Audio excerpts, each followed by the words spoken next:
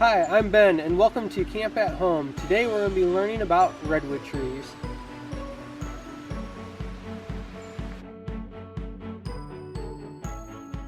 I'm at the base of Walter. Walter is our oldest tree here at Alliance Redwoods. What we're going to do right now is we're going to show you some footage that we took with the drone. While you're watching that, I want you to quickly write down a couple of things that you noticed about Walter. Some things that you wonder, and things that it reminds you of. All right, let's see it.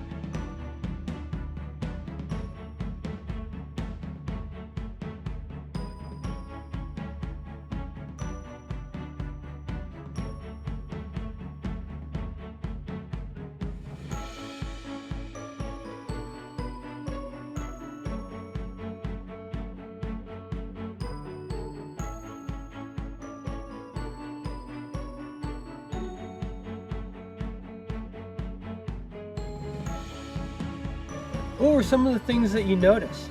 There's a couple of different things that I think are pretty cool on Walter, and I'm going to point out some of those right now. First off, look at the overall size of it.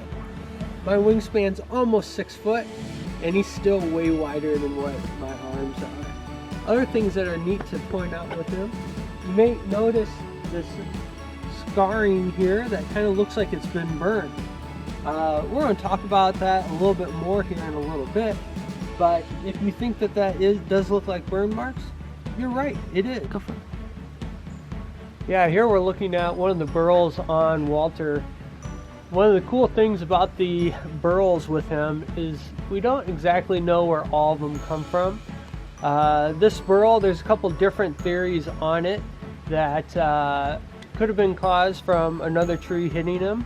One of the leading theories though is with it right over top of the road here is that back in the days when they were doing logging that they may have attached pulleys up on Walter at that point, and rubbing from pulleys and other rigging systems on his side while loading trucks and other things is what actually caused that burl to form.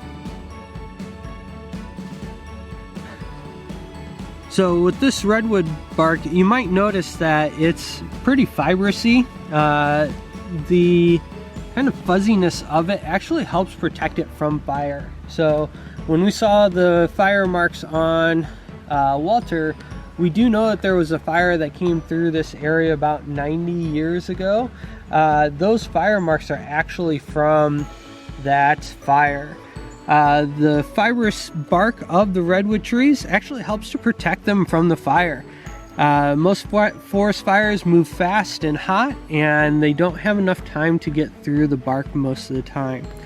If a tree has a thin section of bark, or if there's a stump that the fire is able to get to the interior of the wood, like most trees, it will burn, but there are some cool things that happen with redwood trees. With this stump, this was here when the fires went through, and it actually got in and burned the inside of the stump here. This is a pretty cool place to be able to step inside and see. Early explorers, they started to call these goose pens, because they would make a little gate and cover the entrance so that they could keep geese and chickens and other birds in them to protect them at night.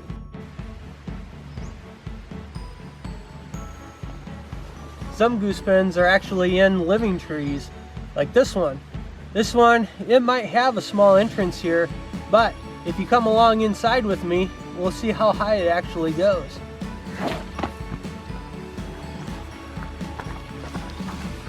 Alright.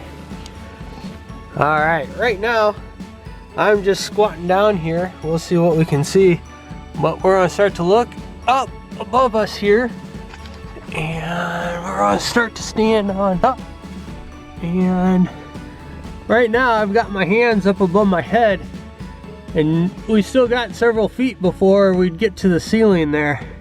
It is a fairly tight spot here though, so we'll see about getting out here in just a moment, and we'll explore inside for just a little bit.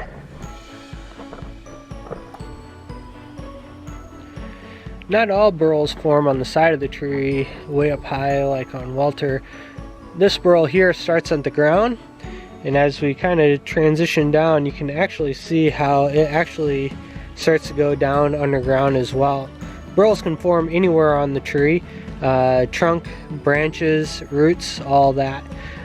This burrow here was formed after this area was clear cut to rebuild San Francisco after the 1906 earthquake.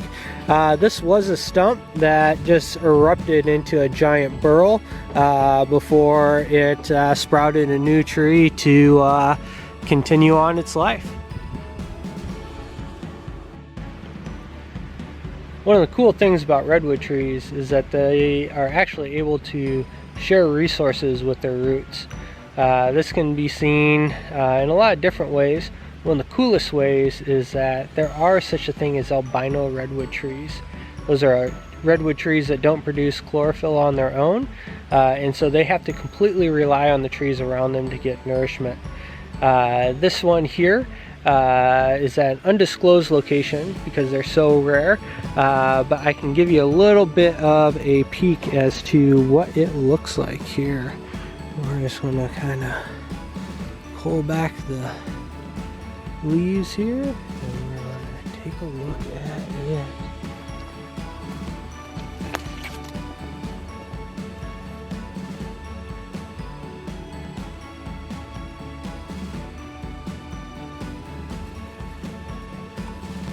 So, was there anything else that you noticed that we didn't cover? Well, look forward to talking to you guys a little bit later. We'll have a part 2 coming in a little bit, and hopefully we'll get those questions answered for you. Till then, stay curious and check out the world around you.